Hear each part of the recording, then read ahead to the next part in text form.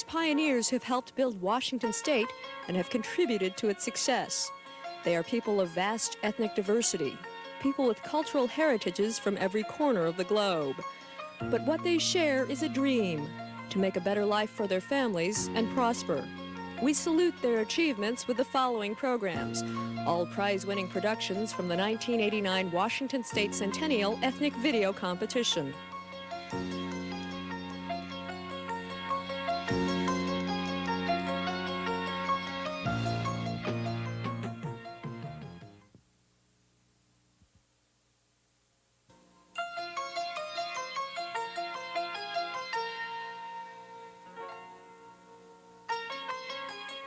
This documentary takes us to the lush Yakima Valley and reveals the plight of Washington's youngest farm workers.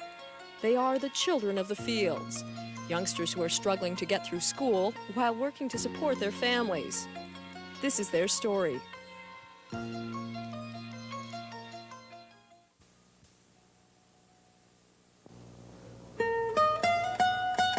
It's Thursday, May 19th. 5:30 a.m. in the highly productive agricultural area of central Washington, the Yakima Valley. Migrant workers throughout the Yakima Valley have been hard at work harvesting asparagus in the dark by light from their headlights or from headlamps fixed to their hats. Unknown to many people, Washington State leads the nation in the production of apples, cherries, hops, and mint, and is a principal producer for many other agricultural crops. The seasonal harvest of these crops is performed primarily by the fourth largest migrant population in the U.S. In the lower Yakima Valley outside of Mabton, Roberto Garcia and his uncle's family, who he lives with, have been up since 4 a.m. and are harvesting part of one of the largest asparagus crops in the U.S.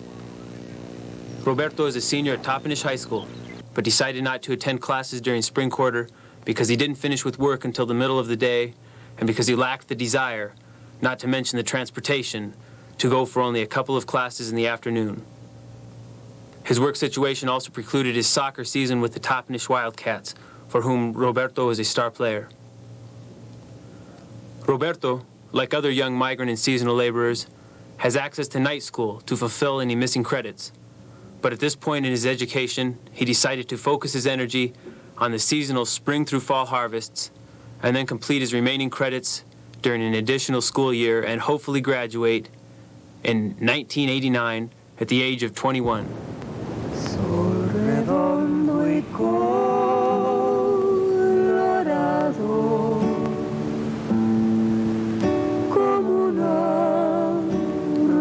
The younger children who live in the adjoining migrant housing, provided in close proximity to the fields, are up in the dark morning hours before daybreak to help with child care or to offer an extra hand in the family's harvest.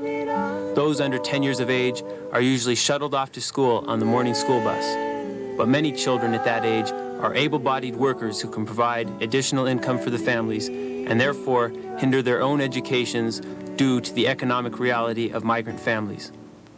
Roberto's younger cousins, who are 12 and 13, put in hard work every morning and are usually taken to school after 10 or 11 by one of their parents.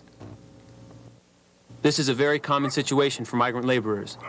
Many parents say they can't make enough money doing seasonal labor to subsist at a decent level year-round and must rely on child labor to earn a substantial income, even at the cost of their children's educations.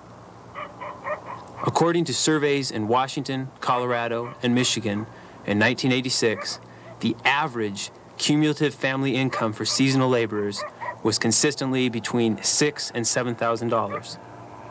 And over 90% of migrant families earn less than $11,000 for their annual income. It is unfortunate, but like Roberto, his cousins are already entrenched in the dilemma of working out of necessity and being in the perpetual disadvantage of not having equal access to quality classroom instruction while being bound to the reality of labor-intensive employment and simply not having the energy, much less the attention span due to exhaustion, needed to perform up to the standards for the top of the class.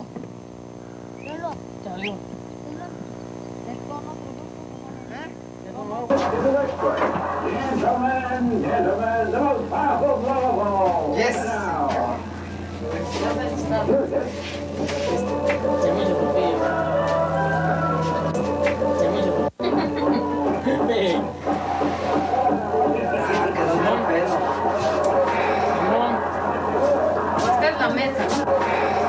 Mrs. Sanchez says, this is the table. I've done all that, Master. No one paid me for 5 years.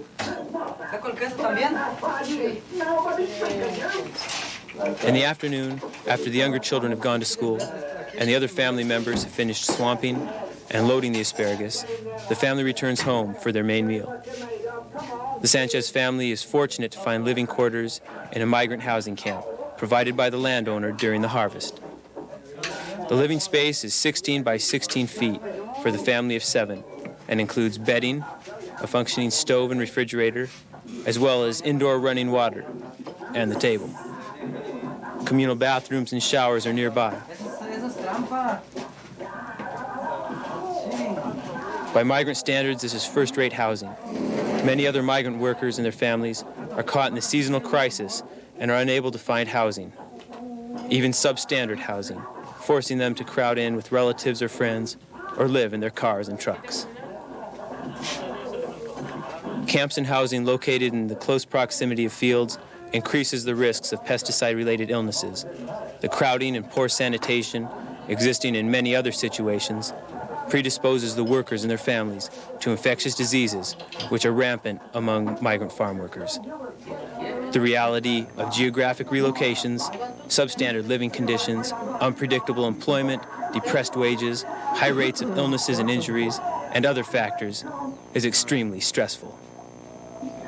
Y eso que es malo, Ahora si fuera bueno. How dare you take advantage of a defenseless young woman? Roberto's aunt expresses concern for her children's education. Pues yo para mis hijos, yo quisiera que ellos estudiaran y que no se pasaran toda la vida trabajando en el campo como nosotros. Porque es bastante doloroso y cansado. For my children, I want them to study, not spend the rest of their lives working in the fields like us, because it is very painful and tiring. Right now, we come in from the fields, lay down, and sleep a while, but not the children. After they arrive from school, they sleep a little. I wake them up and give them dinner. Then they go to bed, and at 3 or 4 in the morning, they have to get up and go to work again. For me, it is a great effort that they make to be able to study. In one word, a tired body can't make room for studies. It is like if a person is hungry, that person won't have the attention for something else that is not food. The person will want to eat because it needs to eat. And I think that with the children as well, if they are tired, they will not have much attention in school. They aren't putting attention on what they are doing because they are tired, and they need to rest. And for many people, we don't want the children to continue working with us. What happens to the children is that their work doubles, and they have to work more. Like if one day they don't go to school, then they will have to do their work on another day. The workload will increase on them. And later we have to get up in the early morning to go to work again. Yo me tuve que salir de allá de la escuela, de donde vivía. I had to leave from there, from the school where we lived, because I had to move to another city to be able to work, to make some money to send to my parents who aren't here. Para ganar dinero, para mandar a mis padres, que no, ellos no están aquí. El problema, digo, que nada más para mí. The problem for me is that I can't go to school because sometimes we leave late from work, or because I'm too tired and don't have the desire. I know that I'm going to need to continue ahead to be able to work in something better, or else I'll never leave from here. If I want to overcome where I am now, I have to study. Poder trabajar en algo mejor. Si no, nunca voy a salir de aquí. Y pues, si quiero superarme, pues tengo que hacer eso, estudiar. Y tenía que ir en la escuela en la mañana. Pero cuando llegaba de trabajar, llegaba bien cansado, bastante cansado, y se acostaba. He had to go to school in the morning, but when he returned from work, he arrived extremely tired. He laid down a while and would be fast asleep, and it hurt me to awaken him because I realized that he was very tired, and so he wouldn't go to school. And that put him far behind in completing his credits. And right now, he still doesn't have them. So for him to finish, he still needs to go another year to complete his credits. Todos los créditos. Y por eso es que That's why one needs to endure a lot to study and work in his situation. Working while studying requires a lot of sacrifice on his part to be able to achieve something in life. If not, he will spend the rest of his life in the fields working.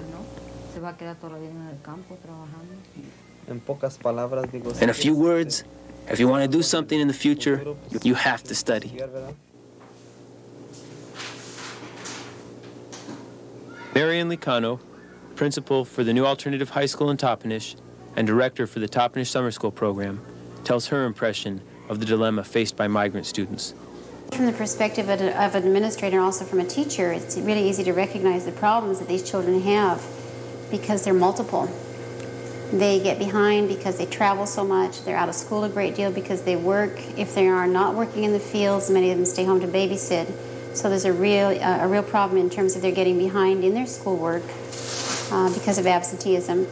But there are a lot of other factors as well. Because they travel, they tend to fall behind. Many school districts have had retention policies so that if kids are so far behind, they're retained. So they end up being much older than the kids they're in the class with. So they have social problems. They get this affects their self-image. They feel like they're never part of the regular school. So there are all kinds of social problems. They always feel a little bit a part of the regular school. With older kids, their lifestyle also then prevents them from participating in sports programs, music programs. The children get used to feeling like a separate entity in a school district. So many of the children who speak only Spanish are thrust into classrooms where only English is spoken. Often we have bilingual aides, but the primary instruction is done only in English. Most of these children are very poor, so there are also problems related to poverty. A lot of them don't have enough breakfast. Many of them are very badly clothed. Some of them live in substandard housing, so they don't bathe often enough, and all of this has an effect on their social life, their self-concept. Many of these children have failed so much that they really truly believe they cannot learn. They're behind in every subject. We have some children that decide they don't want to come to school in 2nd, 3rd, 4th grade. Parents don't make them come. They let them stay home. They can babysit or then go to work with the parents, and that's the beginning of the encouragement for dropout. We'd like to see, we need to work more closely with parents so that they really understand the benefits of education and where their kids are going. We really know what the basic problems are. The same problems that exist today are the same problems that existed 25 years ago. Back in 1968, I attended a workshop back in Texas, and the keynote speaker he was from Washington, D.C., had done a survey on the problems of Hispanic students. And they identified 3 major problems of why Hispanic students dropped out of school. And those 3 problems were, and not necessarily in this order, 1 was oral language development, 2 was irrelevant materials, and 3, teacher attitude. Those are the same problems we have today. Now, what is Toppenish doing about that? I think Toppenish now has just started in some of the schools to address this need. At the high school, they hired, for example, a Spanish-speaking teacher for the first time that takes in all of the kids that do not speak English and they give them all of the subject areas in their native tongue. This is the first time that's ever been done. They've hired a migrant Spanish-speaking teacher. They, for the first time, have started hiring people to speak the language at the high school. They had never done that before. At the middle school where I'm at, they had not done that until I got there. They had never hired a Spanish-speaking teacher. For whatever reasons or excuses, I call them, they had. The elementary grades had been hiring, and I think have a good representation of Spanish-speaking teachers. The main reason that we provide a night school here is because the family is very dependent upon these students, the 7th graders on up, to cut asparagus clear up through probably 1 o'clock in the afternoon. They do most of their cutting in the morning, early hours in the morning. So they're not able to come and make it during the daytime. So that's why Mapton provides a night school program for the migrant students. Now, some of the students that are older, like, say they're seniors and 19, 20 years of age, their family might depend on them to be more responsible in swamping, going out in the fields after everybody's through cutting, and also maybe driving truck, and they aren't able to even come to school. I wake up at 4 and I go cut asparagus, and I come back home around 10, take a shower, come to school, get out at 3, go home, and wait an hour and come back to school again. For how long? For starting 5 till 8:30. I feel like, under pressure because I have to, sometimes my grades go down and that's kind of hard, because to keep it up. And that's why you have to rely on night Yeah, that's why I have to come to summer school. My name is Maria Corleto, and I'm here in night summer school because I was working in hops, so I had to go late, about an hour late to my classes, and I flunked a whole year. I was 10 when I started working in fields, but I started working harder when I was 13. That I had to, quit school more often for about weeks. I'm still working in fields right now. I work all day, and then I come here to school, and I'm planning to finish school. My name's Teresa Martinez, and we own 10 acres of asparagus. And when I was younger, I did used to cut, and I know that I used to be very tired, and I had a tendency to fall asleep in classes and drowse off, and it did lower my grades because of that. We used to get up, when I was younger, we used to get up at like 4:30 in the morning, be out there by 5, cut till maybe like 7, be in school by 8:30, go to school till 3, and then I have like basketball or sports till like 7 or 8. Then I have, my dinner to eat and my homework to do, and then sleep again and get up. It's just a routine work, and it's 7 days a week. A sophomore at Toppenish High School, Eliseo Hill represents the typical student caught in the dilemma of working in intensive seasonal labor while trying to complete a high school education. During the spring asparagus harvest and the fall harvest of apples and hops, many students become part-time students at best. As for night school, many of those involved with the harvest succumb to the demanding nature of labor-intensive jobs and just don't have the time and energy to perform effectively. Eliseo's brother, Eugenio, for example, is a 7th grader who doesn't go to night school due to fatigue.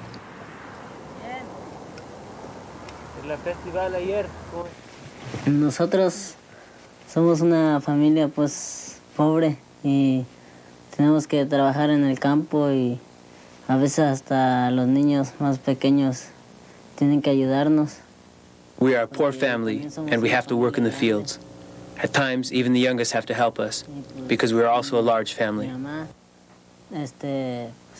And living without a father, we have to help my mother because she can't do it all by herself.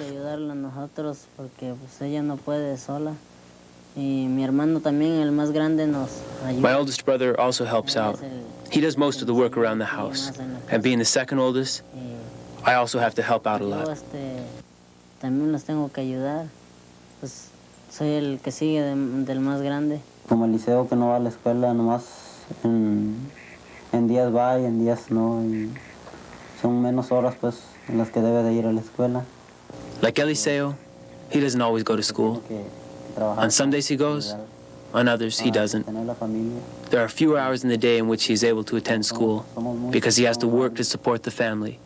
And as we are many, it is necessary that we help our parents. Alone, they wouldn't be able to maintain all of us.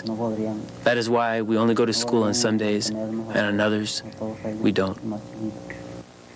Y por eso nomás un rato va a la escuela en días, y en días no. I have instructed my staff that with students, all students that attend a class and that make a sincere effort in wanting to do the best they can should pass the class. That's a hard thing to do for teachers. Some of the teachers are still in their mind figuring that they have to have this so-called bell grading system where so many get A's and so many C's and so many fail. And what they fail to realize is that if you're truly teaching individual needs, you have to forget the bell system and you have to tell students and you have to teach according to what their needs are, so that if a student who is special ed is mainstreamed into your classroom, which we do, a limited English speaker is mainstreamed into your classroom, then you, the teacher, have to make adjustments for that. Now, for teachers that say, hey, how can I give a letter grade? What I have told them is we have devised a new grading system at the middle school where we give a P for pass. That implies that a student worked to the best of his abilities and has passed the course.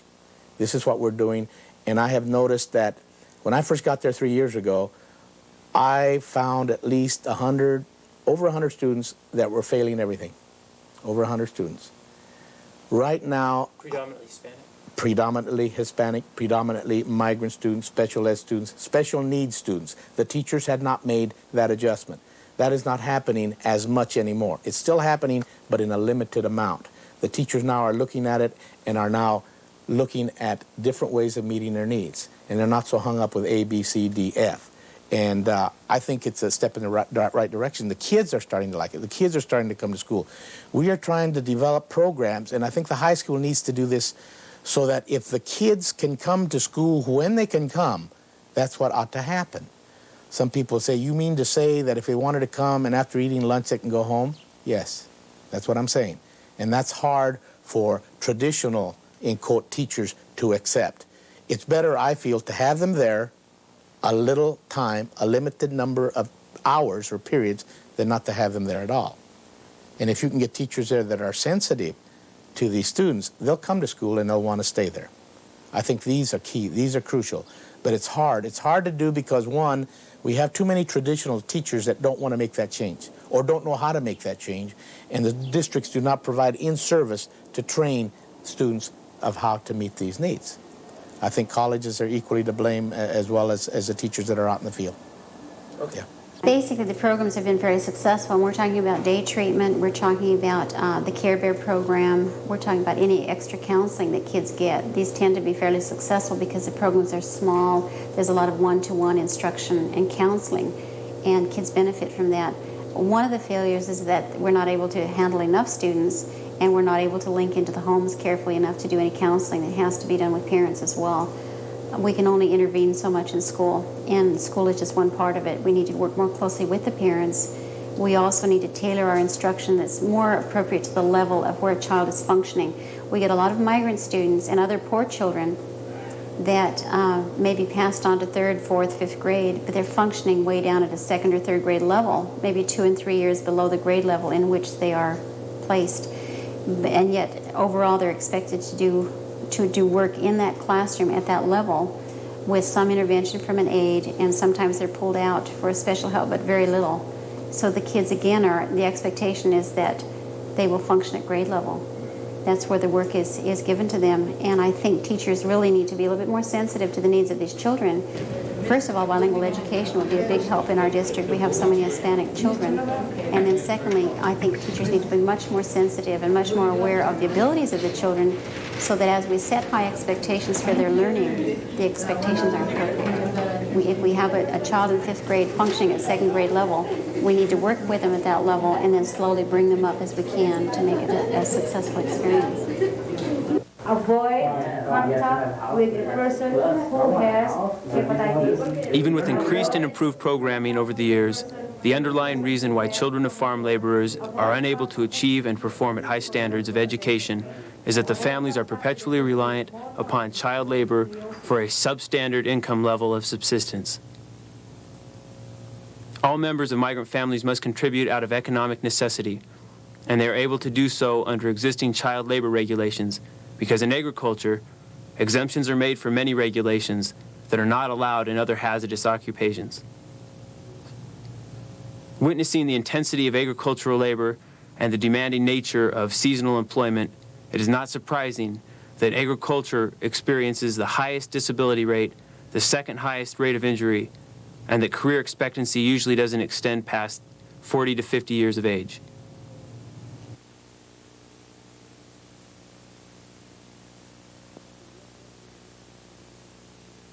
Pues yo pienso, ¿verdad?, que sería mejor que si los patrones nos pagaran a nosotros más I think that it would be better if the owners paid us more so that we can succeed, and so that we won't work the children anymore. Pues solamente que nos paguen mejor, que haya mejores condiciones para los trabajadores del campo. Only if they pay us better, if there are better conditions for the field workers, possibly in the future. It doesn't exist now.